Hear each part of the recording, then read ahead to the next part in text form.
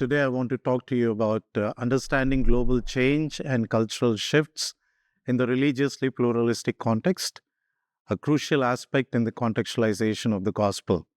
The church is called to proclaim the gospel in a world undergoing rapid gospel changes and cultural transformations. Globalization, religious pluralism, and shifting cultural identities demand a nuanced approach to gospel contextualization. As Timothy Keller would point out, gospel contextualization involves communicating God's truth in ways that resonate deeply while maintaining its challenges. Understanding global changes is vital to presenting the gospel meaningfully in a diverse context. Globalization connects economies, cultures, and societies, facilitating cultural exchange across borders. This results in both homogenization and hybridization of cultures. Urbanization, driven by migration, has led to the emergence of multi religious megacities like Toronto, where diverse faiths coexist. Religious pluralism in these cities challenges traditional evangelistic methods, requiring cultural sensitivity in presenting the gospel. Migrants facing social isolation and unemployment often turn to new faith communities for both belonging and spiritual guidance. The role of media, particularly social media, has also facilitated the rapid spread of ideas and offered new avenues for gospel communication, though it presents challenges such as superficial engagement. Talking about socio political and religious transformations, in today's context, nationalism, secularism, religious fundamentalism shape how the gospel is received today. For instance, Hindu nationalism in India has created a hostile environment for Christian evangelism through anti-conversion laws. Similarly, the rise of religious fundamentalism across various faiths has led to increased persecution and challenges for evangelism. The church, particularly in urban and pluralistic settings, must find ways to present the gospel that remain faithful to Christian doctrine while respecting other religious traditions. So, interfaith dialogue and cooperation have become more significant as the church navigates this pluralistic landscape.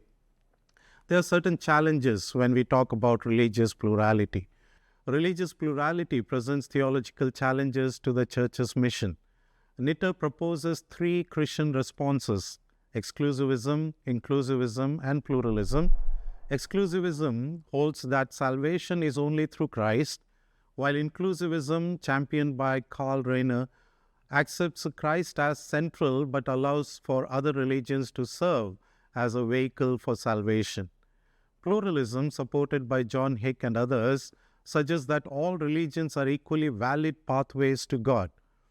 Now, these perspectives each influence how the church engages in mission and evangelism today, especially in religiously diverse contexts such as India or secularized post Christian Europe. Therefore, it's important for us to understand global changes for gospel contextualization. Global changes, including the hybridization of cultural identities and the spread of syncretism, influence how people perceive and accept the gospel. Contextual sensitivity is crucial in navigating these challenges. According to Bevans, gospel contextualization is an ongoing dialogue between the gospel and culture. So, missionaries today need to have a cultural intelligence to communicate effectively and transcend cultural differences. Additionally, the church must address contemporary ethical issues such as social justice, climate change, to make the gospel relevant in modern society. There's a theological foundation when we talk about contextualization. The incarnation of Christ provides the theological foundation for contextualization as God entered into human culture to reveal himself. Paul's missionary journey, as we see in Acts chapter 17, verses 22 to 31, serves as a model for contextualization. Paul adopted his message to fit the cultural context of his audience without compromising the gospel. Three models we find in the history. The incarnational model of contextualization encourages Christians to live out the gospel in everyday life, while the transformational model highlights the gospel's power to effect holistic change in society. The redemptive analogy model identifies cultural elements that can be used to communicate biblical truths. Having known these models and the context, what should be the missiological approach for contextualizing the gospel? Globalization presents opportunities for new evangelistic approaches. The translation model adapts the gospel message into a cultural idiom, while the accommodation model minimizes cultural barriers without compromising Christian essentials. The inculturation model, which is very popular, integrates the gospel deeply into a culture, allowing for mutual transformation.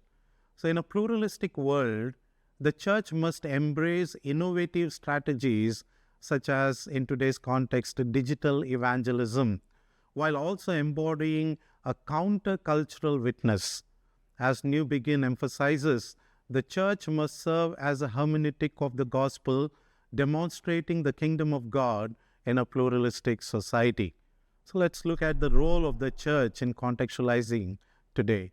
The local church plays a crucial role in contextualizing the gospel within its cultural setting. By engaging in social justice, interfaith dialogue, and community development, churches can reflect the comprehensive nature of the gospel. In India, for instance, the indigenous church has found ways to respect other religious traditions while maintaining Christian distinctiveness, often using culturally relevant art, music, and storytelling for worship and evangelism. Now, this demonstrates the gospel's relevance in a religiously pluralistic context. Thank you.